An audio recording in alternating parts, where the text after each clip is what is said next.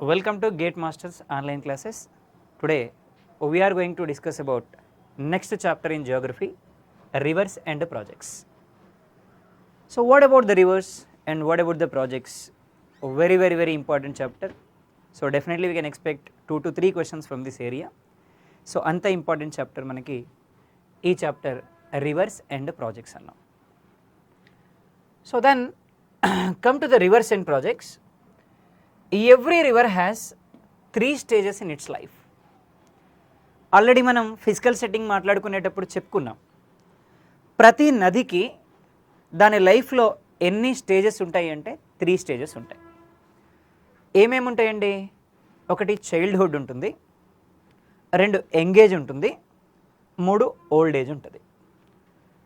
So in childhood every river must be born on the top of the mountain. చైల్డ్హుడ్లో ప్రతి నది ఖచ్చితంగా ఎక్కడ పుడుతుంది? కొండ మీద పుడుతుంది. ఇక్కడ నుంచి ఎక్కడికి వస్తుందండి? మైదానానికి వస్తుంది. కొండ మీద నుంచి ఎక్కడికి వస్తుంది? మైదానానికి వస్తుంది. ఈ మైదానం నుంచి ఇక్కడికి వచ్చిన తర్వాత అంటే ప్లేన్కి వచ్చిన తర్వాత ఎంగేజ్ వస్తుంది. ఫ్రమ్ బర్త్ ప్లేస్ అంటే పుట్టినప్పటి నుంచి ప్లేన్కి వచ్చే వరకు ఉన్న ఈ స్టేజ్ని మనం ఏమంటామంటే చైల్డ్హుడ్ అంటాం. సో పుట్టిన ప్రదేశం నుంచి అంటే బర్త్ ప్లేస్ నుంచి ప్లేన్ వరకు ఉండేటువంటి ఈ స్టేజ్ని మనం ఏమంటామంటే చైల్డ్హుడ్ అంటాం. ఏమనాలి? చైల్డ్హుడ్ అనాలి. సో చైల్డ్హుడ్ అంటే from birth place to plain. So birth place to plain వరకు ఉండే ఈ స్టేజ్ని మనం ఏమని పిలుస్తున్నామంటే చైల్డ్హుడ్ అని పిలుస్తాం. మరి చైల్డ్హుడ్లో రివర్ ఏం చేస్తుంది? What exactly about childhood? So ఇక్కడ చైల్డ్హుడ్లో రివర్ ఏం చేస్తుంది అంటే జనరల్గా 3 టైప్ ఆఫ్ ల్యాండ్ ఫామ్స్ని ఫామ్ చేస్తుంది, లేదు 3 టైప్ ఆఫ్ రివర్ ఫామ్స్ని ఫామ్ చేస్తుంది. ఏమేమి ఫామ్ చేస్తుంది? వాటర్ ఫాల్ని ఫామ్ చేస్తుంది. ఇగో ఇక్కడ పుట్టిందండి నది, ఇక్కడ నుంచి నది కిందికి రావాలి కదా, అంటే పైనుంచి వాటర్ ఇట్లా కింద పడుతున్నాయి కదా. సో మరి పైనుంచి వాటర్ ఇట్లా కింద పడితే దాన్ని మనం ఏమంటాం? వాటర్ ఫాల్ అంటాం. అంటే డెఫినెట్గా ఇది ఏం ఫామ్ చేస్తుంది? వాటర్ ఫాల్స్ని ఫామ్ చేస్తుంది. నెక్స్ట్ ఇంకా ఏం ఫామ్ చేస్తుంది? బాబర్స్ని ఫామ్ చేస్తుంది. అలాగే ఇంకా ఏం చేస్తుంది? భంగర్స్ని కూడా ఫామ్ చేస్తుంది. అంటే 3 టైప్ ఆఫ్ ల్యాండ్ ఫామ్స్ని మనకి ఫామ్ చేస్తుంది ఏది? మన river. So every river forms 3 type of forms in every river forms 3 type of forms in childhood. ఏమేం ఫామ్ చేస్తుంది అంటే water fall, barbers and బంగర్స్.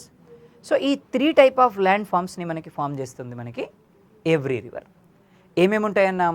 Water fall అన్నాం, బాబర్ అన్నాం, యాజ్ వెల్ యాజ్ బంగర్ అన్నాం. ఫస్ట్ వన్ ఏమన్నామండి? వాటర్ ఫాల్ అంటున్నాం.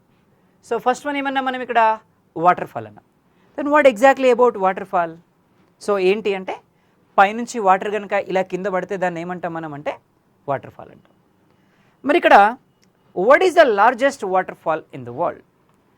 ప్రపంచంలోనే అతిపెద్ద వాటర్ ఫాల్ ఏది అంటే నయగరా వాటర్ ఫాల్. అంటే ఏమన్నా? So Niagara waterfall is the largest waterfall in the world. ప్రపంచంలోనే అతి పెద్ద వాటర్ ఫాల్ ఏది అంటే నయగరా వాటర్ ఫాల్. అలాగే హయ్యెస్ట్ వాటర్ ఫాల్ అంటే అత్యంత ఎత్తు నుంచి నిలబడేటువంటి waterfall. So highest water fall ఏది అంటే మనకి ఇక్కడ ఏంజల్స్ అనేటువంటి fall. So what is the name of the fall? Angels అనేటువంటి ఫాల్ మనకి హయ్యెస్ట్ ఫాల్. ఎక్కడుంది? Venezuela.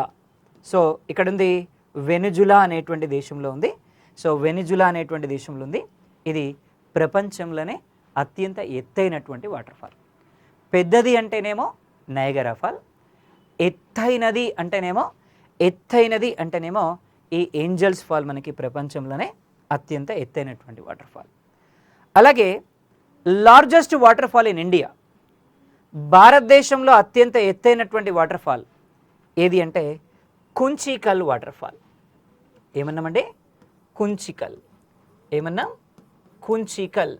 So Kunchikal fall, so Kunchikal waterfall, so Kunchikal waterfall is the largest waterfall in India. So భారతదేశంలో అత్యంత ఎత్తైనటువంటి వాటర్ఫాల్ ఏది అంటే కుంచికల్ వాటర్ఫాల్ మనకి ఏ రాష్ట్రంలో ఉంది అంటే కర్ణాటక రాష్ట్రంలో ఉందండి. సో కర్ణాటక రాష్ట్రంలో ఉన్నటువంటి ఈ కుంచికల్ అనేటువంటి వాటర్ఫాల్ సో ఈరోజు భారతదేశంలోనే అత్యంత ఎత్తైనటువంటి వాటర్ఫాల్, అతిపెద్ద వాటర్ఫాల్ అని చెప్పొచ్చు మనకి. సో కుంచికల్ అనేటువంటి వాటర్ఫాల్ ఉడిపి డిస్టిక్లో ఉంటుంది మనకి. So Kunchikal waterfall is the highest waterfall. మరి హైయెస్ట్ వాటర్ఫాల్ ఇన్ ఆంధ్రప్రదేశ్, ఆంధ్రప్రదేశ్లో అత్యంత ఎత్తైనటువంటి వాటర్ఫాల్ ఏంటి అంటే ఇక్కడ ఏపీలో ఉండేటువంటి డుడుమా అనేటువంటి waterfall. So Duduma fall is the highest waterfall in India. భారతదేశంలో అత్యంత ఎత్తైనటువంటి వాటర్ఫాల్ ఏది అంటే డుడుమా. మరి ఎక్కడుంది డుడుమా? విశాఖపట్నంలో ఉంది. సో విశాఖపట్నంలో ఉన్నటువంటి ఈ డుడుమా ఫాల్ భారతదేశంలోనే అత్యంత ఎత్తైనటువంటి వాటర్ఫాల్. అలాగే highest waterfall in Telangana Kuntala fall. So Kuntala fall is the highest waterfall in Telangana. So which is formed by Kadem river. ఏ రివర్ వల్ల ఫామ్ అయింది? కడెం రివర్ వల్ల ఫామ్ అయింది. సో ఇవి ఓవరాల్గా మనకి వాటర్ ఫాల్స్ అండి. దేనివల్ల ఫామ్ అయినాయి మనకి? ఇక్కడ రివర్స్ వల్ల ఫామ్ అయినాయి. సో రివర్స్ వల్ల ఫామ్ అయినవి మనకి ఏవేవి అంటే ఒకటి ప్రపంచంలోనే అత్యంత పెద్ద ఫాల్ అంటేనేమో నయగారా, హైయెస్ట్ ఫాల్ అంటేనేమో ఏంజల్స్ ఫాల్, ఇండియాలో అయితే కుంచికల్ అనేటువంటి ఫాల్, ఆంధ్రప్రదేశ్లో అయితే డుడుమా ఫాల్, తెలంగాణలో అయితే మనకి కుంతలా ఫాల్. సో ఇవి first form. So that is what waterfalls. ఏమన్నాం దాన్ని? వాటర్ ఫాల్స్ అన్నాం. ఏమన్నాం వాటిని? వాటర్ ఫాల్స్ అన్నాం. నెక్స్ట్ వన్ ఏమంటున్నాం? బాబర్ అంటున్నాం. ఏమన్నాం బాబర్ అంటే? సో సింపుల్గా చెప్పాలి అంటే బాబర్ అంటే ఏంటి అంటే మామూలుగా మనకి విలేజ్లలో మట్టి రోడ్లు కనిపిస్తుంటాయి. సో మట్టి రోడ్లు వేసేటప్పుడు ఏం చేస్తారంటే సో కిందంతా కంకర రాళ్ళు వేస్తారు. కంకర రాళ్ళు వేసి పైనుంచి మట్టి వేసి రోలర్తో తొక్కిస్తారు. మరి తర్వాత కాలంలో ఇక్కడ ఎండాకాలం పోయింది, వర్షాకాలం వచ్చింది, గట్టి వాన కూడా పడ్డది. గట్టి వాడ కొట్టింది మంచిగా. గట్టి వాన కూడా కొడితే పైన మట్టి అంతా కొట్టుకుపోయాయి. ఏం తేలినాయి? రాళ్ళు తేలినాయి. రాళ్ళు తేలితాయి. దాన్నే మనం ఏమంటామంటే బాబర్ అంటాం. మరి ఏంటి బాబర్ అంటే? So plain which is occupied by the stones. చూడండి ఇగో ఇలా ఉంటాయి అన్నమాట. నది ఇక్కడ నుంచి ఫ్లో అవుతుంటుంది. ఈ నది తీసుకొచ్చేటువంటి రాళ్ళన్నీ కూడా ఇక్కడ పడిపోయి ఉంటాయి అన్నమాట. అంటే నదుల వల్ల ఏర్పడేటువంటి ఈ స్టోన్ ప్లెయిన్స్నే మనం ఏమంటామంటే బాబర్ అంటే ఇగో నది పక్కనంతా రాళ్ళుగా ఉంటుంది కదా, దీన్ని ఏమంటాం మనం అంటే బాబర్ అని పిలుస్తాం. మరి ఎక్కడుంటుంది బాబర్? శివాలిక్ నుంచి జమ్మూ టు అస్సాం వరకు ఉంటుంది. సో ఇక్కడ శివాలిక్లో భాగంగా జమ్మూ కాశ్మీర్ నుంచి అస్సాం వరకు ఉంటాయి. ఎందుకంటే ఇంతకుముందు మనం చెప్పుకున్నాం, ఏమనుకున్నాం? సో ఇండియాలో ఫామ్ అయ్యేటువంటి హిమాలయన్ ఆరిజిన్స్ని లోకల్గా క్లాసిఫై చేసినాం అనుకున్నాం. అంటే కాశ్మీర్కి పైననేమో మనకి జమ్మూ హిమాలయాస్ ఉన్నాయి అనుకున్నాం. అలాగే మనకి సో సింధు నుంచి సట్లైజ్ వరకు ఉందనుకున్నాం. అలాగే సట్లైజ్ నుంచి కాళీ వరకు ఉందనుకున్నాం. అలాగే కాళీ నుంచి తీస్తా వరకు ఉందనుకున్నాం. తీస్తా నుంచి బ్రహ్మపుత్ర వరకు ఉంది అనుకున్నాం. అంటే ఇట్లా ఏమైంది మనకి మొత్తం మీద? సో అక్కడ నుంచి ఇక్కడ వరకు ఇలా అంతా రివర్స్ ఫ్లో ఉన్నాయి. కాబట్టి ఈ రీజన్ అంతా కూడా డెఫినెట్గా ఏం ఫామ్ అవుతాయి? మనకి బాబర్స్ అనేవి ఫామ్ అవుతాయి. అంటే ఎందులో భాగంగా మనకి బాబర్స్ ఉన్నాయి? శివాలిక్లో భాగంగా బాబర్స్ కనిపిస్తున్నాయి. సరే ఎందుకు సార్ మరి శివాలిక్లో భాగంగా బాబర్స్ కనిపిస్తున్నాయి అంటే మనం చెప్పుకున్నాం, ఏమన్నాం? హిమాలయాస్ని మనం 3 పార్ట్స్గా డివైడ్ చేసినాం అనుకున్నాం. అప్పర్ హిమాలయాస్ ఉన్నాయి, మిడిల్ హిమాలయాస్ ఉన్నాయి, అదేవిధంగా అవుటర్ హిమాలయాస్ ఉన్నాయి. సో మనకి 3 టైప్ ఆఫ్ హిమాలయాస్ ఉన్నాయని చెప్పుకున్నాం. ఇందులో అప్పర్ హిమాలయాస్ అంతా కూడా హిమాలయన్ మౌంటైన్స్తో కవర్ అయి ఉన్నాయి. మిడిల్ హిమాలయాస్ అంతా కూడా మనకి సమ్మర్ స్పాట్స్ ఉన్నాయి. అవుటర్ హిమాలయాస్ అంతా కూడా మనకి శివాలిక్స్ అనుకున్నాం. సో ఇక్కడ ఫ్లో అయిన ఇక్కడ పుట్టినటువంటి ఈ వాటరు ఇగో ఇక్కడ నుంచి ఇట్లా ఎర్రౌట్ అవుతుంది, ఇట్లా ఫ్లో అవుతుంది. Is it right are not? అందుకనే డెఫినెట్గా ఇక్కడ ఏమవుతుంది? సాయిల్ ఎరోషన్ అనేది జరుగుతుంది. దానివల్ల ఇవి ఎక్కువ కనిపిస్తాయి మనకి. అందుకనే ఎక్కడి నుంచి ఎక్కడి వరకు స్ప్రెడ్ అయి ఉన్నాయి మనకి? శివాలిక్లో భాగంగా జమ్మూ కాశ్మీర్ నుంచి అస్సోం వరకు స్ప్రెడ్ అయి ఉన్నాయండి మనకి బాబర్ ప్లేన్స్ అనేవి. So Bhabar plains which are spread in Shivaliks which are spread from the state Jammu Kashmir to Assam. ఎక్కడి నుంచి ఎక్కడి వరకన్నా? జమ్మూ కాశ్మీర్ నుంచి అస్సోం రాష్ట్రం వరకు మనకి స్ప్రెడ్ అయి ఉన్నాయి. అలాగే the breadth or width of the Bhabar plains is more than the western region as compare to eastern region. డెఫినెట్గా ఎక్కువ ఎత్తులో ఉంటాయి. ఎందుకని? ఇక్కడ నుంచి ఇటువైపు వస్తున్నప్పుడు ఏమవుతున్నాయి? హిమాలయాస్ అనేవి ఎక్స్పాండ్ అవుతున్నాయి అన్న.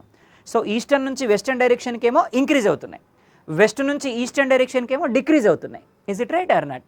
సో ఈస్ట్ నుంచి వెస్టర్న్ డైరెక్షన్కి ఏమో ఇంక్రీజ్ అవుతున్నాయి, వెస్ట్ నుంచి ఈస్టర్న్ డైరెక్షన్కి ఏమో డిక్రీజ్ అవుతున్నాయి మనకి హిమాలయాస్. అందుకనే ఎలా ఉంటుంది ఇది? ఇక్కడ breadth and width of Bhabar plains more then western region compare to eastern region. Western రీజియన్లో ఎక్కువ ఉంటుందండి compare to eastern region. So ఇది మనకి ఓవరాల్గా బాబర్ ప్లేన్స్ అంటే. సో ఏంటి సింపుల్గా చెప్పాలి అంటే, గులకరాళ్ళతో కూడినటువంటి మైదానాన్నే మనం ఏమని పిలుస్తున్నామంటే బాబర్ అని పిలుస్తాం. ఎక్కడ ఏర్పడుతుంది బాబర్? శివాలిక్ ప్రాంతంలో ఏర్పడుతుంది. ఎక్కడి నుంచి ఎక్కడి వరకు స్ప్రెడ్ అయ్యింది? జమ్మూ కాశ్మీర్ నుంచి అస్సోం వరకు స్ప్రెడ్ అయ్యింది. ఎందుకంటే నదులు డిఫరెంట్ రీజన్స్ నుంచి ప్రవహిస్తుంటాయి కాబట్టి. ఇది ఓవరాల్గా మనకి బాబర్ ప్లేన్. సెకండ్ వన్ ఏమన్నా మనం భంగర్ ప్లేన్ అంటున్నాం. సో ఇక్కడ ఏంటి భంగర్ అంటే? దేన్ని మనం భంగర్ అంటున్నాం? సో ఏంటి మనకి భంగర్ అంటే? ఇక్కడ ఓల్డర్ అలవియల్ సాయిల్ని, పురాతన ఒండలి మైదానాన్ని మనం ఏమంటామంటే భంగర్ అంటాం. సో పురాతన ఒండలి మైదానాన్ని మనం ఏమని పిలవాలండి? భంగర్ అనాలి. సి ఫర్ ఎగ్జాంపుల్, ఇగో మన ఊరిలో ఒక చెరువు ఇట్లుందనుకోండమ్మా. మన ఊరిలో చెరువు ఒకటి ఇట్లుంది. అయితే వర్షాకాలంలో బాగా ఈ చెరువులోకి నీళ్ళు వచ్చినాయి, ఫ్లడ్స్ వచ్చినాయి. చెరువు ఏమైంది? ఇలా ఎక్స్పాండ్ అయింది. ఎక్స్పాండ్ అయినప్పుడు ఇక్కడున్న మట్టి అంతా ఏమైంది? ఇక్కడికి వచ్చేస్తుంది, ఇక్కడ పడిపోద్ది ఈ మట్టి అంతా. ఎప్పుడు చూసినా మనకి ఇక్కడనే కనిపిస్తుంది. దీన్ని మనం ఏమంటాం? భంగర్ అంటాం. అంటే ఏంటిది? ఓల్డ్ అలువియల్ సాయిల్ అంటున్నాం మనం. ఏమనాలి? ఓల్డ్ అలువియల్ సాయిల్ అంటున్నాం. ఏంటి ఓల్డ్ అలువియల్ సాయిల్ అంటే? So Bhangar is called old alluvial. So Bhangar is called old alluvial soil. So Bhangar is called what? Old alluvial soil అంటాం. సో మరి ఓల్డ్ అలువియల్స్ ఇట్లా ఉంటుంది అనమాట. అట్లా ఇది ముద్దగా ఇట్లా ఈ నదికి దూరంలో పడిపోయి ఉంటుంది మనకి ఈ ఓల్డ్ అలువియల్ సాయిల్ అంటే. ఓల్డ్ అలువియల్ సాయిల్ అంటున్నాం మనం. మరి ఇక్కడ ఇంకా ఏమన్నామంటే, ఇక్కడ ఇది well drained and make it suitable for cultivation. మనకి ఏం చేస్తారు? దీన్ని పంటలు పండియడానికి తీసుకెళ్తారు మనకి. సో మనకి పంటలు వేస్తారు. సో దానివల్ల మనకి ఏంటి? ఇక్కడ మనకి పంటలు పండించడానికి కూడా మనకి ఉపయోగపడుతుంది. అలాగే ఇంకా ఏమన్నాము అంటే, ఇక్కడ ఏమన్నాము అంటే, నదులకి ఎప్పుడైతే వరదలు వస్తున్నాయో, నదులకు వరదలు వచ్చినప్పుడు ఈ సాయిల్ అంతా ఎరోట్ అయి దూరంగా పడిపోద్ది అనమాట. దాన్ని మనం ఏమన్నామంటే ఇక్కడ భంగర్ అని చెప్తున్నాం. ఇక్కడ the soils is rich in humus. ఏమి ఎక్కువ ఉంటాయి దీంట్లో? హ్యూమస్ ఎక్కువ. మరి హ్యూమస్ ఎక్కువ కాబట్టి డెఫినెట్గా ఫర్టిలిటీ కూడా ఎక్కువ ఉంటుంది. ఫర్టిలిటీ ఎక్కువ కాబట్టి డెఫినెట్గా పంటలు కూడా పండుతాయి అన్నట్టు. కాల్షియం కార్బోనేట్ కానీ, అదేవిధంగా ఇక్కడ కంకర్స్ కానీ, సో ఇవన్నీ కూడా ఎక్కువ ఉంటాయి మనకి ఈ సాయిల్స్లో. ఇది ఓవరాల్గా మనకి బాబర్ అంటే యాజ్ వెల్ యాజ్ భంగర్ అంటే. బాబర్ అంటేనేమో గులకరాలతో కూడినటువంటి మైదానాన్ని మనం బాబర్ అంటాం. భంగర్ అంటేనేమో నదికి దూరంగా నిక్షిప్తమైనటువంటి మైదానాన్ని, అంటే ఫార్ ఫ్రమ్ ద రివర్ ఉండాలి. నదికి దూరంగా నిక్షిప్తమైనటువంటి మైదానాన్ని మనం ఏమని పిలుస్తున్నామంటే భంగర్ అని పిలుస్తున్నాం. అలాగే నెక్స్ట్ ఏమన్నామంటే ఎంగేజ్ ఆఫ్ ది రివర్ అంటున్నాం. నదికి యవ్వనం వచ్చిందండి. ఎప్పుడు వస్తుంది యవ్వనం? ఎప్పుడైతే ప్లెయిన్కి వస్తుందో, ప్లెయిన్కి రాగానే ఏమొస్తుంది మనకి? ఎంగేజ్ వస్తుంది. మరి ఎంగేజ్లో రివర్ ఏం ఫామ్ చేస్తుంది? బాబర్స్ని, భంగర్స్ని, కాదర్స్ని, టెరాయిని ఫామ్ చేస్తుంది. ఏమేం ఫామ్ చేస్తుంది అన్నాం? బాబర్, భంగర్, కాదర్, టెరాయ్. బాబర్, భంగర్, కాదర్, టెరాయ్ వీటిని ఫామ్ చేస్తుంది మనకి రివర్. ఏ ఏజ్లో? ఎంగేజ్. జనరల్లీ సో ఎంగేజ్లో రివర్ ఏం ఫామ్ చేస్తుంది అంటే బాబర్స్ని, భంగర్స్ని, ఖాదర్ని, టెరాయిని ఫామ్ చేస్తుంది మనకి ఎంగేజ్లో రివర్. అలాగే ఖాదర్ ప్లెయిన్స్ అన్నాం. ఏమన్నాము అంటే ఖాదర్ ప్లెయిన్స్ అన్నాం. So new plains formed due to alluvial deposit along with the course of the river. So ఇప్పుడు మనకి ఒక నదిగా ఇలా ప్రవహిస్తుందండి. నది ఇలా ప్రవహిస్తుంది. ఈ నది ఒడ్డున ఉండేటువంటి మైదానాన్ని ఏమంటామంటే ఖాదర్ అంటాం. దీన్నే మనం ఏమనాలి? న్యూ అలవేల్ సాయిల్ అనాలి. ఓల్డ్ అలవేల్ సాయిల్ అంటేనేమో ఇక్కడ బంగర్, ఓల్డ్ అలవేల్ సాయిల్ అంటేనేమో బంగర్. అలాగే సో ఇక్కడ ఓల్డ్ అలవేల్ సాయిల్ అంటేనేమో బంగర్, న్యూ అలవేల్ సాయిల్ అంటేనేమో ఖాదర్. సో న్యూ అలవేల్ సాయిల్ అంటేనేమో ఖాదర్, ఓల్డ్ అలవేల్ సాయిల్ అంటేనేమో బంగర్ అని చెప్పొచ్చు మనం. సో ఇక్కడ ఎవ్రీ టైం అంటే రివర్ ఇలా ఫ్లో అవుతున్నప్పుడు ఆటోమేటిక్గా ఏమవుతుంది? సాయిల్తో పాటు ఆ క్లే కూడా కొట్టుకుపోతుంది. కాబట్టి ఏమన్నాం? దీన్ని న్యూ అలవేల్ సాయిల్ అన్నాం. ఇక్కడ మనం ఏమంటున్నామంటే Khadar sit comprises to silt, mud, clay and sand. ఏముంటుంది ఇక్కడ? స్లిట్ ఉంటుంది, మడ్ ఉంటుంది, బురద ఉంటుంది, క్లే ఉంటుంది, శాండ్ ఉంటుంది. మరి suitable for the cultivation of sugar cane, rice, wheat, maize and oil seeds. అంటే ఖాదర్ సాయిల్స్లో మనకి ఏ విధమైనటువంటి పంటలు పండడానికి అనుకూలంగా ఉంటుంది అంటే చెరకు కానీ, అదేవిధంగా వరి కానీ, అలాగే గోధుమలు కానీ, అలాగే మేజ్ కానీ, మొక్కజొన్న కానీ, ఆయిల్ సీడ్స్ కానీ ఎక్కువగా పండిస్తాం మనం ఏ సాయిల్స్లో? ఖాదర్ సాయిల్స్లో. ఏ సాయిల్స్లో అండి? ఖాదర్ సాయిల్స్లో. అలాగే నెక్స్ట్ వన్ ఏమన్నామంటే టెరాయి సాయిల్స్ అంటున్నాం మనం. సో టెరాయి సాయిల్స్ అంటున్నాం. దెన్ వాట్ ఎగ్జాక్ట్లీ టెరాయి సాయిల్స్ అంటే? టెరాయి సాయిల్స్ అంటే మనకి ఏంటి అంటే చిత్తడిగా ఉండే నేలలు. సో మామూలుగా అయితే మన విలేజ్లలో బాగా ఇక్కడ ఏముంటుంది అంటే మట్టి నేలలు ఉంటాయి. వర్షం వస్తుంది. వర్షం వచ్చినప్పుడు మంచిగా హవాయి చెప్పులు వేసుకొని, పారగన్ చెప్పులు వేసుకొని 1 కిలోమీటర్ పోయినామనుకోండి, వెనక మంచి డిజైన్ ఒకటి పడుతుంది. అట్లాంటి సాయిల్స్ని మనం ఏమని పిలుస్తామంటే టెరాయి సాయిల్స్ అని పిలుస్తాం.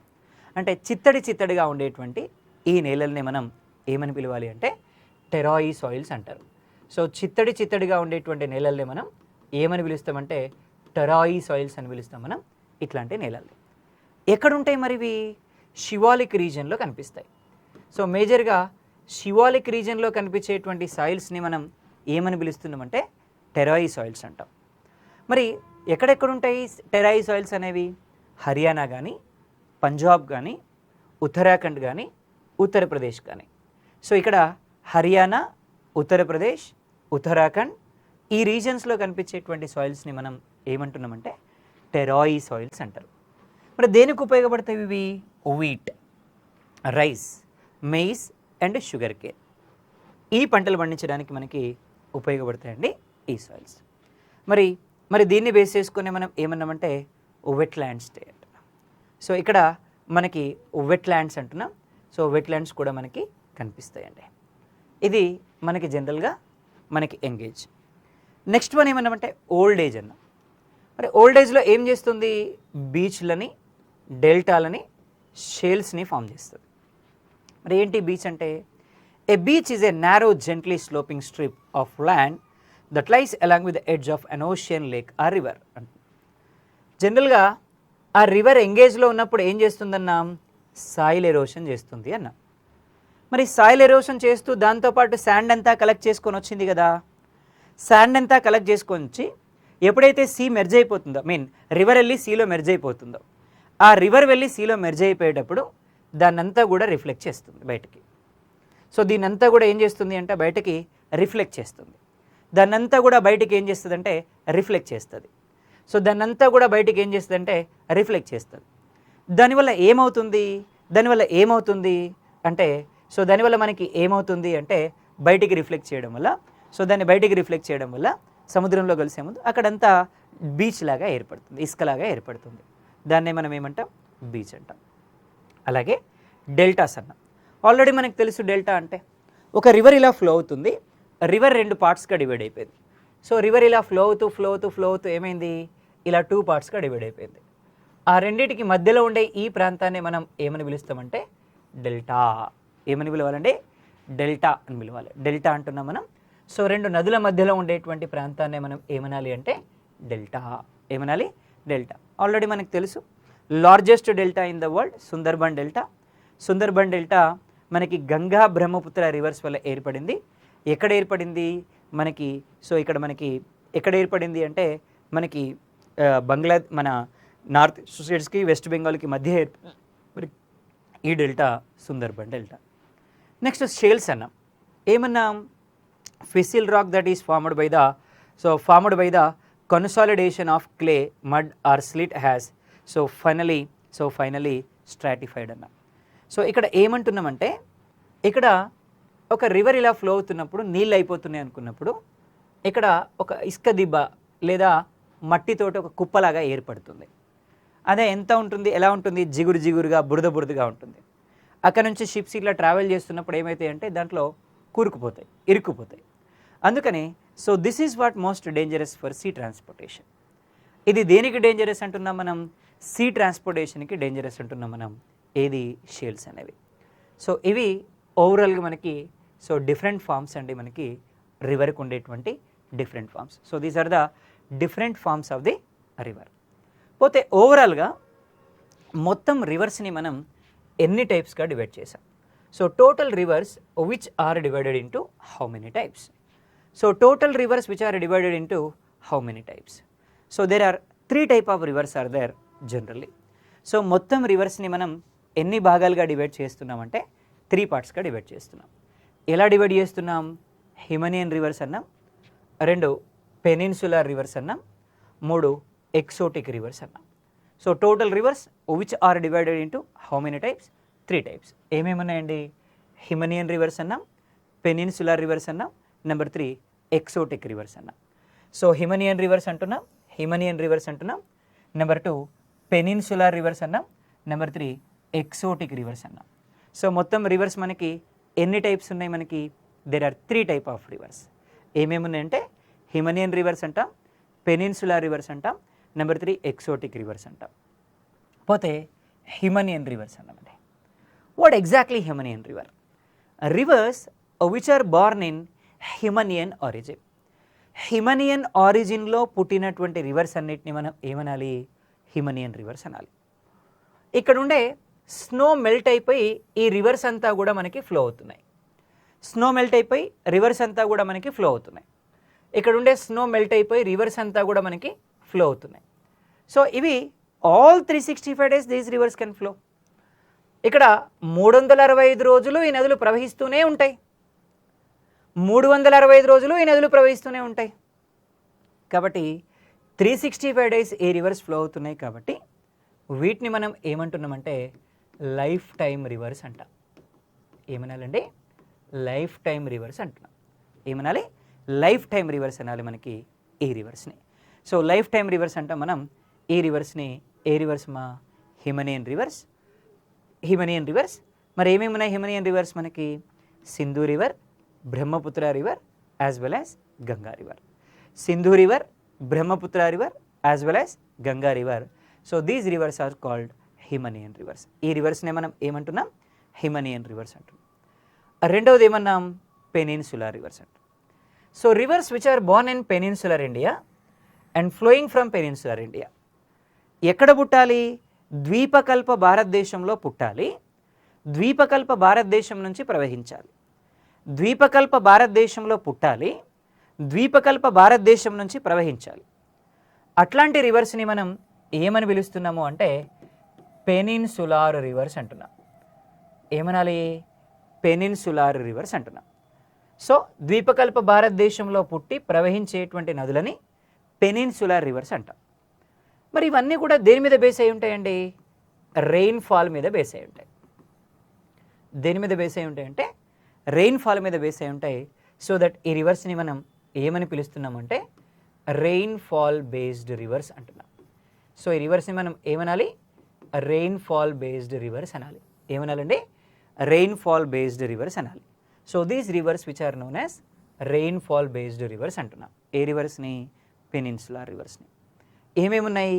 Godavari, Krishna, Kaveri, Penna, Mahanadi.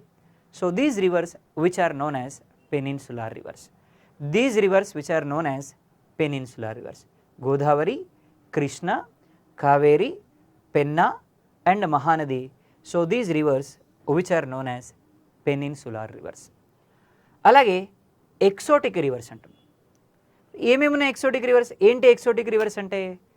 Reverse which are flowing from deserts. ఎడార్ల నుండి ప్రవహించేటువంటి నదులని మనం ఏమనాలి అంటే ఎక్సోటిక్ రివర్స్ అనాలి. Rivers which are flowing from deserts are known as exotic rivers. ఏమున్నాయండి? Luni, Ghaggar, Saraswati. Luni, Ghaggar, Saraswati. So these rivers which are known as exotic rivers. ఈ నదులనే మనం ఏమంటున్నామంటే ఎక్సోటిక్ రివర్స్ అంటున్నాం. So total rivers which are divided into ఎన్ని టైప్స్గా divide చేసినాం మనం అంటే సో 3 టైప్స్గా డివైడ్ చేసినాం మనం ఓవరాల్గా రివర్స్ని. So total rivers which are divided into ఎన్ని టైప్స్గా డివైడ్ చేసినాం మనం అంటే ఓవరాల్గా సో ఇక్కడ 3 టైప్స్గా డివైడ్ చేయడం జరిగింది. సో హిమనియన్ రివర్స్ అన్నాం, పెనిన్సులార్ రివర్స్ అన్నాం, అలాగే ఎక్సోటిక్ రివర్స్ అన్నాం. ఇకపోతే మనకి హిమనియన్ రివర్స్ గురించి చూద్దాం. ఫస్ట్ రివర్ హిమనియన్ రివర్స్లో మనకి సో హిమనియన్ రివర్స్లో ఫస్ట్ రివర్ మనకి ఏమన్నామంటే సింధు రివర్. ఏ రివర్ అంటున్నాం? సో హిమనియన్ రివర్స్లో ఫస్ట్ రివర్ మనకి ఏ రివర్ అన్నాం? సింధు రివర్ అంటున్నాం. సో ఫస్ట్ రివర్ ఇన్ హిమనియన్ rivers Sindhu river. Then what exactly the birth place of Sindhu river? ఎక్కడ పుట్టింది మనకి సింధు నది? సింధు నది యొక్క జన్మస్థానం ఏంటి అంటే సింధు నది టిబెట్లోని మానస సరోవర్ అనే ప్లేస్లో పుట్టింది. సో టిబెట్లోని మానస సరోవర్ అనేటువంటి ప్లేస్లో పుట్టింది. సో టిబెట్లోని మానస సరోవర్ అనే ప్లేస్లో పుట్టింది మనకి. మానస సరోవర్ అనే ప్లేస్లో పుట్టింది మనకి సింధు నది. ఇక్కడ నుంచి 2 వేస్లో ఫ్లో అవుతుంది. 1 is towards western direction and 1 is towards eastern direction. ఒకటి కుడివైపుకు ప్రవహిస్తుంది, అలాగే ఎడమవైపు కూడా ప్రవహిస్తుంది. అంటే so it is flowing in 2 directions. ఎలా ఫ్లో అవుతుంది? It is flowing in western direction as well as it is flowing in eastern direction. మరి ఈ నదినే గ్రీక్లో ఏమని పిలుస్తారు అంటే సింథోస్. ఏమని పిలుస్తారు?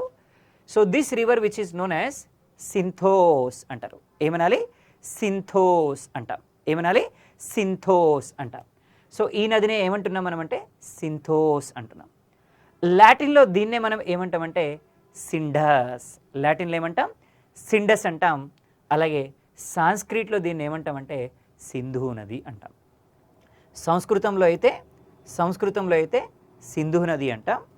అలాగే లాటిన్ భాషలో అయితే సిండస్ నది అంటాం.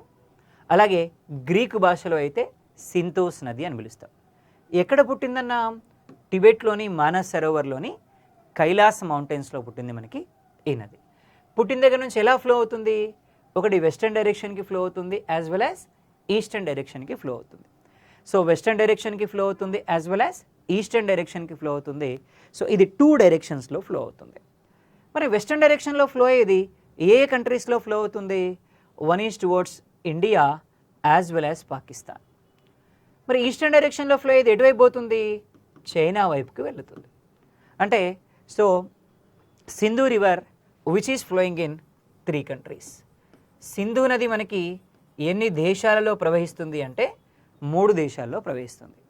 Sindhu river which is flowing in 3 countries. Sindhu నది ఎన్ని దేశాల్లో ప్రవహిస్తుంది అంటే 3 దేశాల్లో ప్రవహిస్తుంది.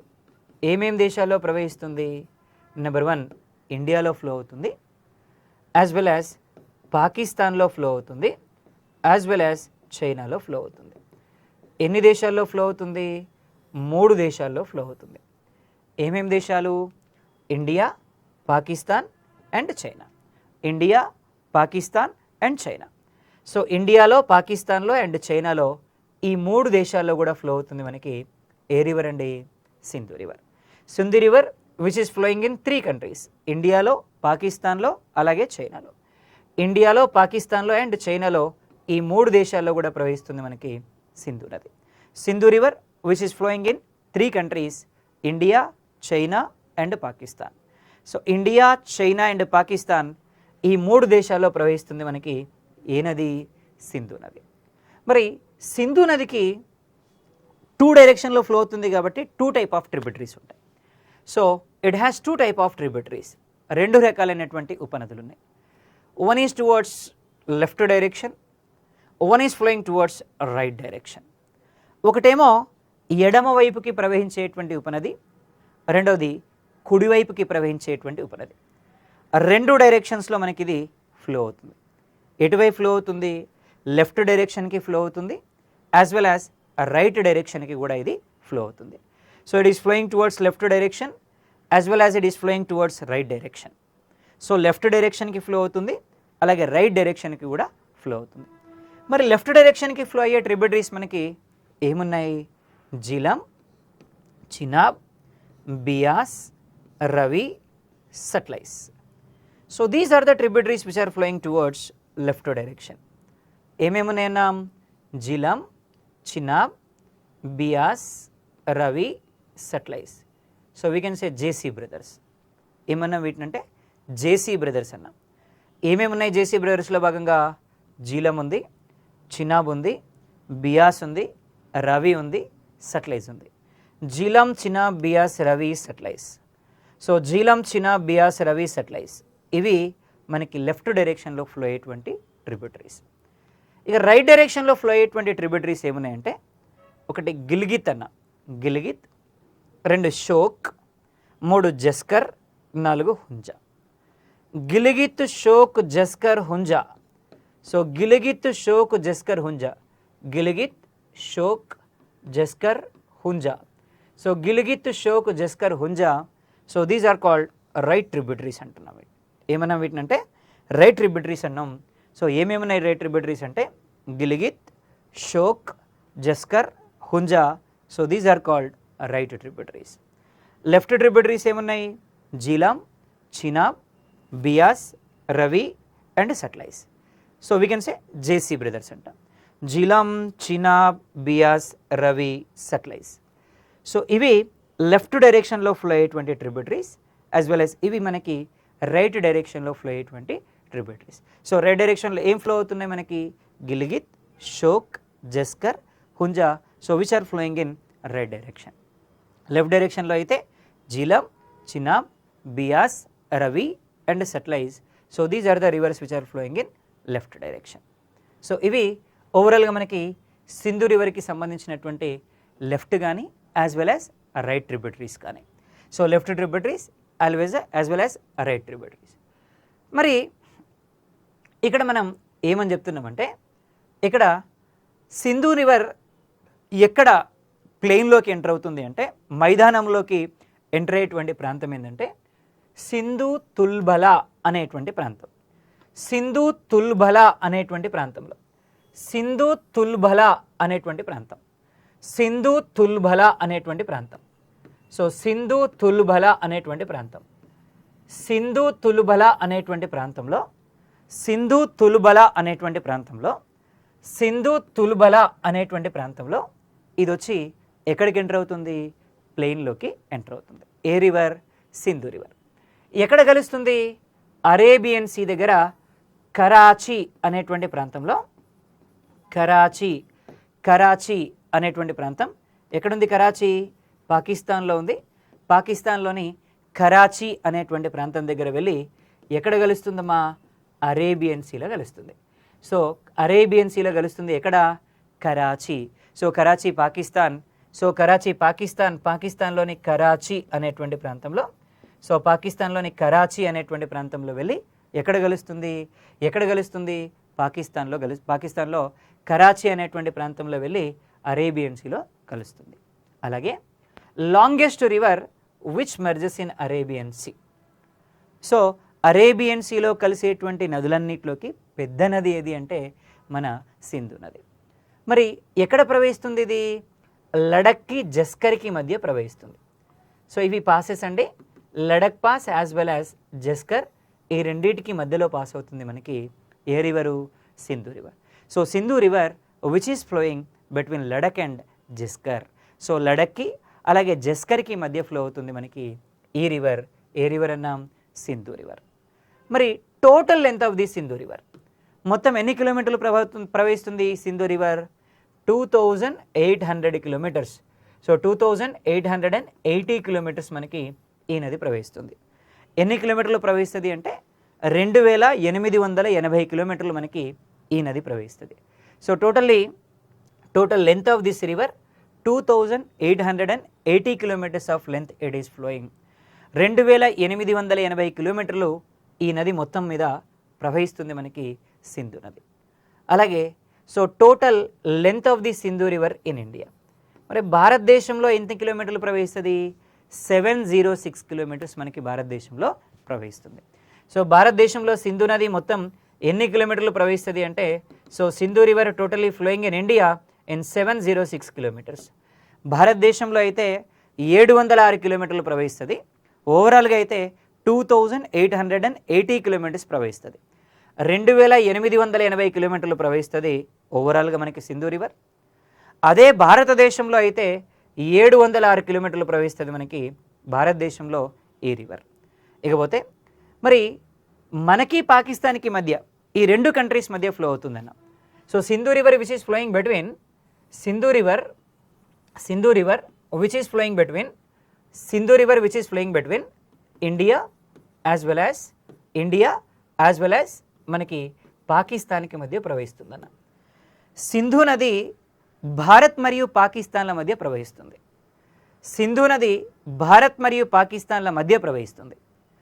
భారత్ మరియు పాకిస్తాన్ల మధ్య ప్రవహిస్తున్నప్పుడు definitely we can expect what? Controversies. డెఫినెట్గా ఏముంటాయి మనకి? కాంట్రవర్సీస్ ఉంటాయి. మరి ఏమేం కాంట్రవర్సీస్ ఉంటాయి ఏంటి అంటే, మనకి వీళ్ళకి మధ్య పోతున్నప్పుడు ఖచ్చితంగా వాడు ఏం చేస్తాడు? మన మీద పంచాయతీ పెట్టుకుంటాడు. దీంతో ఈ పంచాయతీ అంతా ఎందుకని చెప్పి మనం 1960 సెప్టెంబర్ 19 1960 సెప్టెంబర్ 19వ తేదీన 1960 సెప్టెంబర్ 19వ తేదీన 1960 సెప్టెంబర్ 19వ తేదీన ఇండియా మరియు పాకిస్తాన్ల మధ్య సింధు రివర్ అగ్రిమెంట్ కుదిరింది. Between India and Pakistan Sindhu river agreement made in 1960 September 19. 1960 September 19న భారత్ మరియు పాకిస్తాన్ల మధ్య సింధు నదీ జలాల ఒప్పందం కుదిరింది. ఈ ఒప్పందం ప్రకారం సింధు, చినాబ్, జీలం ఈ మూడు రివర్స్, ఏమేం రివర్స్ అన్నాం? Sindhu river, Chenab river, Jhelum river. Sindhu, Chenab and Jhelum river. So these three rivers are shared to Pakistan. Beas, Ravi, Sutlej these three rivers are shared to India. Sindhu, Chenab, Jhelum these three rivers are shared to Pakistan. Beas, Ravi, Sutlej shared to India. Sindhu, Chenab, Jhelum ఈ మూడేమో పాకిస్తాన్ పోయినాయి. బియాస్, రవి, సట్లైస్ ఈ మూడేమో ఇండియాకు వచ్చినాయి. సో ఓవరాల్గా ఇవి ఇండియా పాకిస్తాన్ల మధ్య మనం షేర్ చేసుకున్నటువంటి రివర్స్. ఎలా షేర్ చేసుకున్నాం? మొత్తం 6 రివర్స్ ఉంటే 3 వాళ్ళకి ఇచ్చినాం, 3 మనం తీసుకున్నాం. సింధు, జీలం, చినాబ్ ఏమో వాళ్ళకి ఇచ్చినాం, బియాస్, రవి, సట్లైజ్ ఏమో మనం తీసుకున్నాం. అయితే మనం ఏం చేసినామంటే ఇక్కడ ఈ జీలం రివర్ మీద, ఏ రివర్ మీద? జీలం రివర్ మీద. సో జీలం రివర్ మీద కిషన్ గంగా అనే ప్రాజెక్ట్ని మనం కన్స్ట్రక్షన్ చేసినాం. ఏం కన్స్ట్రక్షన్ చేసినామంటే కిషన్ గంగా అనే ప్రాజెక్ట్ని కన్స్ట్రక్షన్ చేసినాం. దేని మీద? జీలం మీద.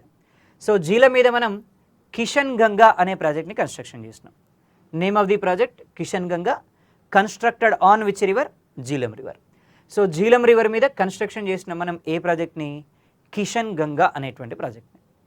మరి కిషన్ గంగా ప్రాజెక్ట్ అనేది సో యాక్చువల్గా ఈ జీలం రివర్ ఎవరికి షేర్ చేసినాం మనం? పాకిస్తాన్కి షేర్ చేసినాం. కానీ ప్రాజెక్ట్ కట్టింది ఎవరు? మనం కట్టినాం, ఇండియా కట్టింది ప్రాజెక్ట్. మరి కిషన్ గంగా ప్రాజెక్ట్ కడితే కాంట్రవర్సీ అయిద్దా లేదా? డెఫినెట్లీ కాంట్రవర్సీ అయింది. మరి పాకిస్తాన్ వాడు ఏం చేసిండంటే ఇంటర్నేషనల్ కోర్ట్ ఆఫ్ జస్టిస్కి కంప్లైంట్ చేసిండు. ఇట్లా అగ్రిమెంట్ జరిగింది, వాళ్ళు మాకు నది ఇచ్చిండ్రు, కానీ మళ్ళీ వాళ్ళు తీసుకువెళ్ళి మళ్ళీ ప్రాజెక్ట్ కట్టుకున్నారని చెప్పి. దీంతో ఐసీజే ఏం చేసింది అంటే లఫాయతే అనే ఒక కమిటీ వేయించి, ఏం కమిటీ అన్నా, లఫాయతే అనే కమిటీ వేసింది. నేమ్ ఆఫ్ ది కమిటీ ఏమన్నా, లఫాయతే అనే కమిటీ వేసింది. Name of the committee Lafayette. Name of the committee Lafayette అనే ఒక కమిటీ వేసింది. So name of the committee Lafayette అనే కమిటీ వేశారు దీని మీద. ఈలోపు మనం ఏం చేసినామంటే చీనాబ్ రివర్ మీద ఇంకో ప్రాజెక్ట్ కట్టించిన మనం. Name of the project Baglihar. What is the name of the project? Baglihar. So Baglihar అనేటువంటి ప్రాజెక్ట్ని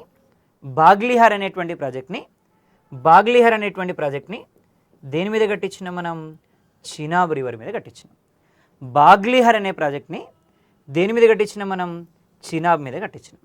so actually this Chenab is also shared to what? Pakistan. But project కట్టించింది ఎవరు? మనం. Again it is become controversial between India and Pakistan. అంటే మనకి Kishanganga Baglihar projects. So Kishanganga and Baglihar projects. So these two projects are become controversial between India and Pakistan. So Kishanganga as well as Baglihar. So Kishanganga as well as Baglihar. So Kishanganga and Baglihar. So these two projects become controversial between India and Pakistan. So Bharat మరియు పాకిస్తాన్ల మధ్య controversy అయినటువంటి projects ఏవి అంటే Kishan Ganga and Baglihar. So Kishanganga and Baglihar projects become controversial between India and Pakistan. Bharat మరియు పాకిస్తాన్ల మధ్య వివాదాస్పదమైనటువంటి projects ఏవి అంటే number 1 is Kishan Ganga, number 2 is Baglihar projects. ఇవి ఓవరాల్. ఇప్పుడు ఏమున్నాయన్న ట్రిబ్యూటరీస్ అంటే Jhelum, Chenab, Beas, Ravi, Sutlej. Simply we can say JC brothers అన్నాం. జీలం, చినాబ్, బియాస్, రవి, సట్లెజ్ ఇవి ఉన్నాయనుకున్నాం. మరి ఒక్కొక్క దాని గురించి మనం చూస్తే ఫస్ట్ వన్ ఏమన్నాం? జీలం.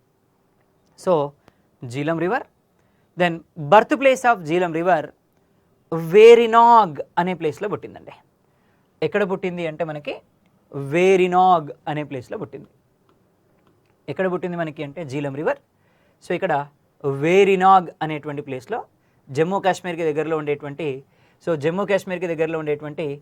వేరినాగ్ అనేటువంటి ప్లేస్లో ఇగో ఇక్కడ పుట్టింది. ఇక్కడ నుంచి ఇలా ఫ్లో అవుతుంది మనకి జీలం రివర్.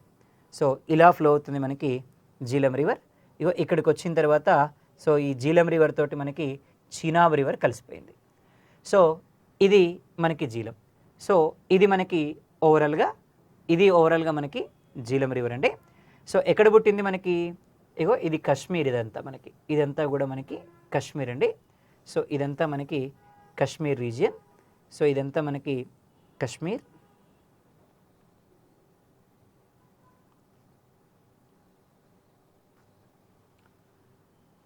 ఇందులో ఇగో ఇక్కడ పుట్టింది. ఇక్కడ నుంచి జీలం ఇలా ప్రవహిస్తూ వచ్చింది కశ్మీర్లోని ఏ ప్లేస్లో? వేరినాగ్ అనేటువంటి ప్లేస్లో. సో కశ్మీర్లోని వేరినాగ్ అనేటువంటి ప్లేస్లో పుట్టింది మనకి ఈ రివర్.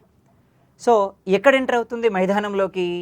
జీలం అనేటువంటి ప్రాంతంలో మైదానంలోకి ఎంటర్ అవుతుంది.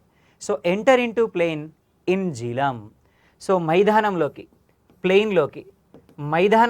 ఎంటర్ అయ్యేటువంటి ప్లేస్ ఏది అంటే జీలం అనేటువంటి ప్లేస్లో మైదానంలోకి ఎంటర్ అవుతుంది. మరి మెర్జెస్ ఇన్ చీనాబ్లో మనకి ఇది ఎక్కడ కలుస్తుంది? ట్రిమ్ము అనేటువంటి ప్రాంతంలో కలుస్తుంది. ఎక్కడ కలుస్తుంది చీనాబ్లో? ఇగో ట్రిమ్ము అనేటువంటి ప్రాంతంలో కలుస్తుంది. ఇగో చీనాబ్ రివర్ ఇది. ఇగో ఇట్లా వస్తుంది చీనాబ్. సో ఇది చీనాబ్ రివర్. ఇగో ఇట్లా వస్తుంది. భారతదేశం నుంచి చీనాబు ఇట్లా వస్తుంది. ఇట్లా వచ్చి ఇగో దీంతో కలిసిపోతుంది. ట్రిమ్ము అనేటువంటి ప్రాంతంలో ఇగో ట్రిమ్ము అనేటువంటి ప్రాంతం ఇక్కడ కలిసిపోతుంది అనమాట. సో ట్రిమ్ము అనేటువంటి ప్రాంతంలో కలిసిపోతుంది. సో ట్రిమ్ము అనేటువంటి ప్రాంతంలో మనకి కలిసిపోతుంది. ఏ రివర్లో కలుస్తుందండి? చీనాబ్ రివర్లో కలుస్తుంది. మైదానంలోకి ఎంటర్ అయ్యేదైతే జీలం అనే ప్లేస్లో.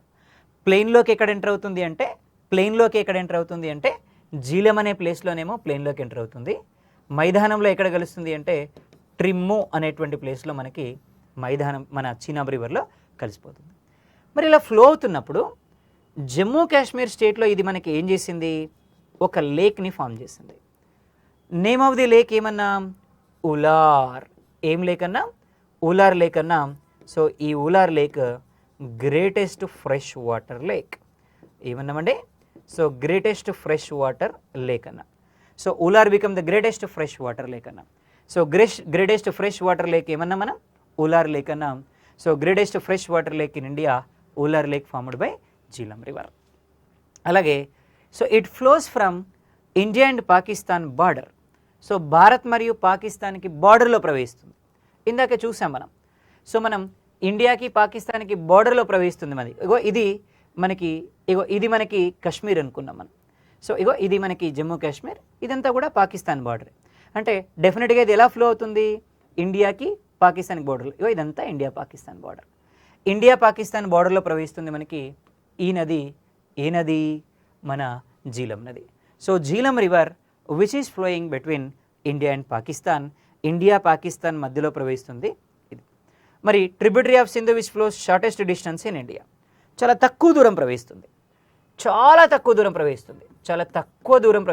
Shortest distance in India. భారతదేశంలో అత్యల్ప దూరం ప్రవహించేటువంటి సింధు నది ఉపనది ఏది? సో భారతదేశంలో అత్యల్ప దూరం ప్రవహించేటువంటి సింధు నది ఉపనది ఏది అంటే సో మనకి జీలం నది. అదేవిధంగా name of the Jhelum river in Vedas. వేదాలలో పురాణాలలో జీలం నదిని ఏమని పిలిచినామంటే వితస్తా హైడాస్పస్ అని పిలుస్తున్నాం. సో ఏమని పిలిచినామంటే వితస్థా అండ్ హైడాస్పస్ అని పిలిచినాం. సో వితస్తా హైడాస్పస్ అని పిలిచిన మనం పురాణాల ప్రకారం మనం జీలం నదిని. సో జీలం నది అది మనకి జీలం నది. రెండవది చీనాబ్ రివర్ అన్న. మరి ఎక్కడ పుట్టింది చీనాబ్ రివర్? హిమాచల్ ప్రదేశ్లోని బారాలాచాలా అనేటువంటి పాస్లో పుట్టింది. ఇంతకుముందు మాట్లాడుకున్నాం మనం పాసెస్ గురించి, షిప్కిలా, బారాలాచాలా. సో ఇలాంటి పాసెస్ గురించి మనం మాట్లాడుకున్నాం. అందులో ఎక్కడ పుట్టిందండి ఇది? బారాలాచాలా అనే ప్లేస్లో పుట్టింది. ఎక్కడికి ప్లెయిన్లోకి ఎంటర్ అవుతుంది? మైదానంలో ఎక్కడ ఎంటర్ అవుతుంది? అఖ్నూర్ అనే ప్లేస్లో, అఖ్నూర్ అనేటువంటి ప్లేస్లో మనకి మైదానంలోకి ఎంటర్ అవుతుంది. మరి ఇది మనకి చీనాబ్లో ఎక్కడ కలిసిపోతుంది? సట్లైజ్లో మనకి ఇది సట్లైజ్లో కలిసిపోతుంది. మరి సట్లైజ్లో చీనాబ్ రివర్ ఎక్కడ కలిసిపోతుంది? పంచ్నాడ్ అనే ప్లేస్లో కలిసిపోతుంది. సో పంచ్నాడ్ అనే ప్లేస్లో మనకి కలిసిపోతుంది ఈ రివర్. ఇది చీనాబ్ రివర్. ఇలా ఫ్లో అయింది. ఇక్కడ నుంచి ఇలా వచ్చింది, ఇలా వచ్చి ఎక్కడ కలిసిపోయింది? సట్లైజ్లో. సట్లైజ్ ఎక్కడి నుంచి వచ్చింది? టిబెట్ నుంచి వస్తుంది సట్లైజ్. ఇలా వస్తుంది సట్లైజ్. ఇలా ఫ్లో అవుతుంది సట్లైజ్. ఇలా ఫ్లో అవుతూ వచ్చి ఇక్కడ పంచనాడ్ అనే ప్లేస్లో కలిసిపోయింది. సో పంచనాడ్ అనే ప్లేస్లో మనకి చీనాబ్ తోటి కలిసిపోయింది. అంటే జీలం వచ్చి చీనాబ్లో కలిసింది, చీనాబ్ పోయి సట్లైజ్లో కలిసింది, సట్లైజ్ పోయి సింధులో కలిసింది, సింధు పోయి అరేబియన్ సీలో కలిసింది. ఇట్లా అన్నట్టు. కాబట్టి మనం ఏమని చెప్పినామంటే Chenab river merges in Sutlej river at Panchnad అనే ప్లేస్. మరి పురాణాల ప్రకారం మనం ఈ నదిని ఏమని పిలుస్తామంటే చంద్రభాగా. ఏమంటున్నాం? చంద్రభాగా అసికిని అంట. సో చంద్రభాగా అసికిని అంటున్నాం. చంద్రభాగా అసికిని అంటున్నాం మనం పురాణాల ప్రకారం ఈ నదిని. సో ఈ నదిని మనం పురాణాల ప్రకారం ఏమని పిలుస్తున్నామంటే చంద్రభాగా అసికిని అని పిలుస్తున్నాం. మరి name of the Chenab river in Himachal Pradesh. Himachal ప్రదేశ్లో దీన్ని చంద్ర అని, బాగా అని పిలుస్తారు. Name of the Chenab river in Kashmir. So name of the Chenab river in Kashmir. యాక్చువల్గా మన దేశంలో హిమాచల్ ప్రదేశ్లోని షిప్కిలా బారాలాచాల దగ్గర కదా పుట్టింది. ఇక్కడ పుట్టిన దగ్గర చంద్ర, బాగా రెండు పేర్లతో పిలుస్తారు. ఆ నుంచి కాశ్మీర్కి వచ్చినాక కాశ్మీర్ వాళ్ళు ఏమంటారు? చీనాబ్ రివర్ అంటారు. మరి tributary which has highest water source in India మనకి ఈ రివర్. అంటే అత్యధిక నీటి పరిమాణం కలిగినటువంటి నది ఏది అంటే మనకి చీనాబ్ రివర్. ఎందుకంటే జీలం వచ్చి కలుస్తుంది కదా, దీంట్లో కలవడం వల్ల ఏమైంది? నీటి పరిమాణం అనేది పెరిగిపోయింది. అందుకని tributary which has highest water source ఏది మనకి అంటే మనకి Chenab river. So Chenab river which has highest water source. అలాగే నెక్స్ట్ వన్ ఏమన్నామంటే బియాస్ రివర్ అంటున్నాం. బియాస్ అన్నాం. బర్త్ ప్లేస్ ఎక్కడ? హిమాచల్ ప్రదేశ్. హిమాచల్ ప్రదేశ్లోని బిహాస్ కుండ్ అనేటువంటి ప్రాంతంలో. సో హిమాచల్ ప్రదేశ్లోని బిహాస్ కుండ్ అనేటువంటి ప్లేస్లో.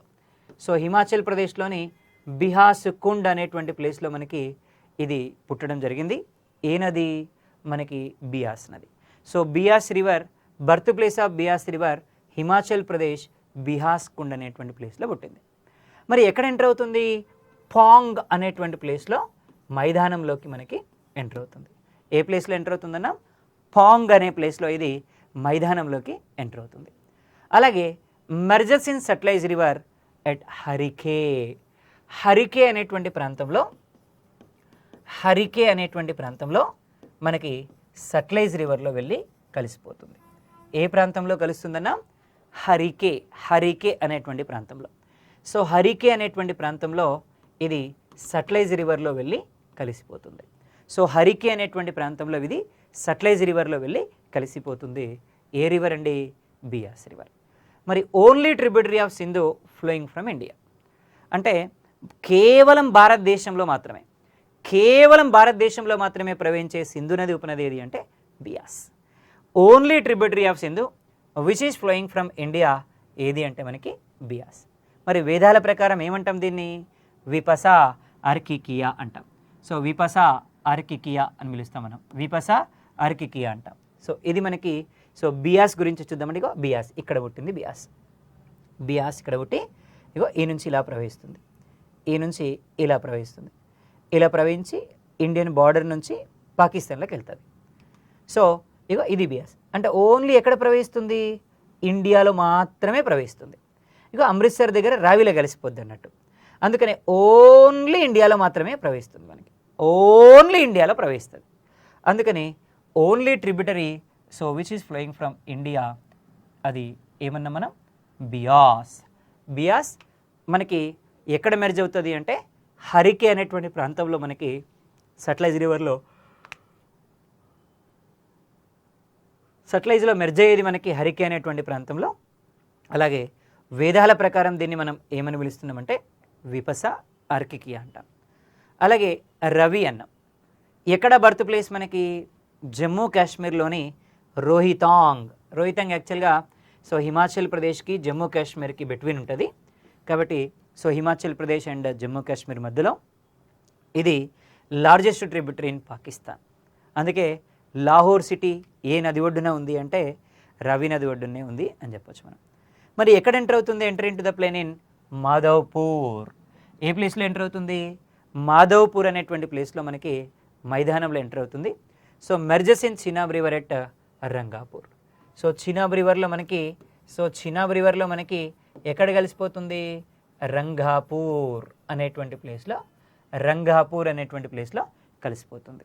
అలాగే so name of the Ravi river in వేదాల ప్రకారం దీన్ని ఏమని పిలుస్తున్నాం మనం?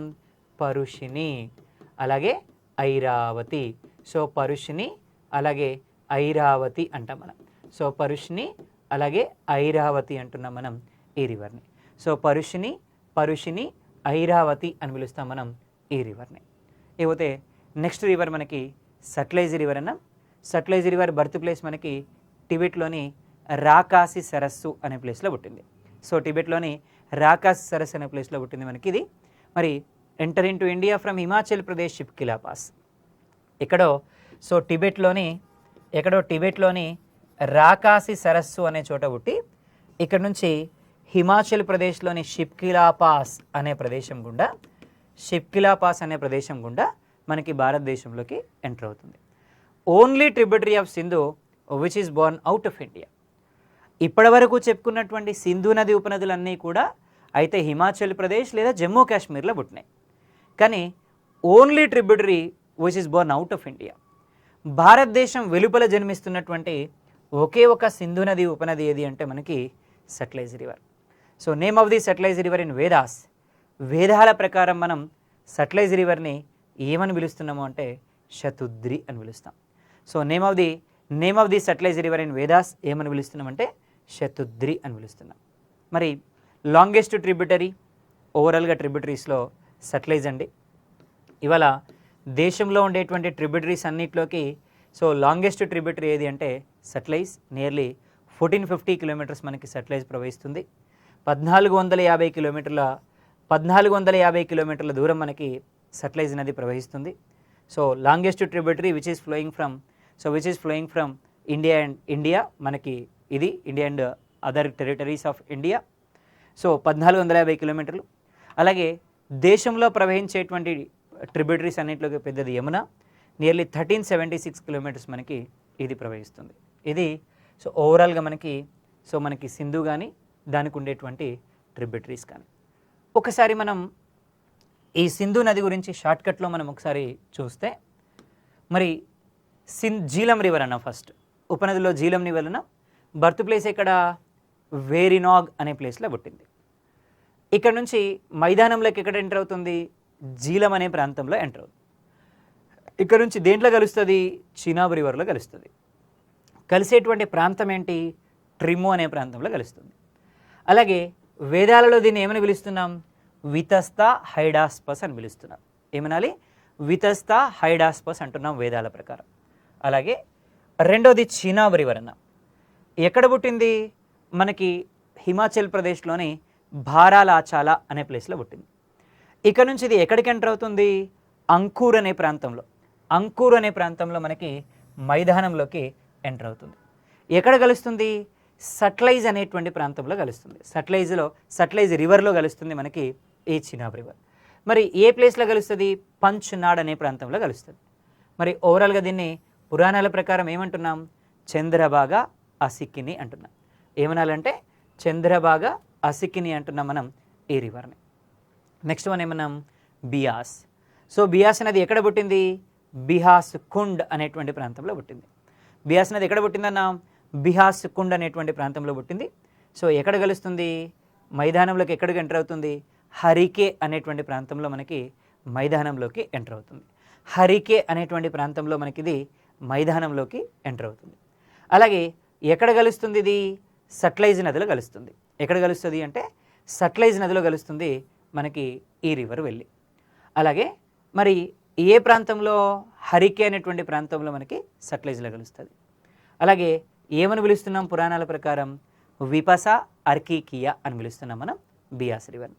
ఏంటి speciality, only river flowing from India only, కేవలం భారతదేశం నుంచి మాత్రమే ప్రవహించే నది ఇది. బార్డర్లో ప్రవహించేటువంటి నది జీలం నది. ఎక్కువ హయ్యెస్ట్ వాటర్ సోర్స్ ఉన్నటువంటి నది చినాబ్ నది. అలాగే రవి అన్నం రోహితాంగ్ అనేటువంటి ప్లేస్లో పుట్టింది. ఇది మైదానంలో మాధవ్పూర్ అనే ప్రాంతంలో ఎంటర్ అవుతుంది. ఎక్కడ కలుస్తుంది, చినాబ్ రివర్లో కలుస్తుంది వెళ్ళి. ఏ ప్రాంతంలో కలుస్తుంది, రంగాపూర్ అనేటువంటి ప్రాంతంలో కలుస్తుంది.